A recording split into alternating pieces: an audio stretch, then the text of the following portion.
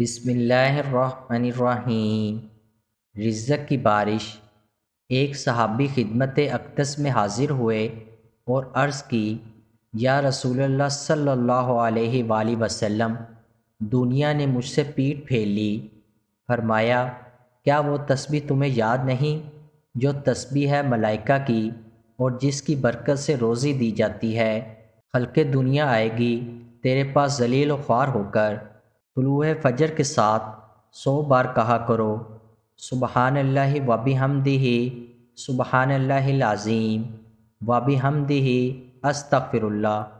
ان صحابی کو 7 دن گزرے تھے کہ خدمت اقدس میں حاضر ہو کر عرض کی، حضور دنیا میرے پاس اس کثرت سے آئی، میں حیران ہوں، کہاں اٹھاؤں اور کہاں رکھوں؟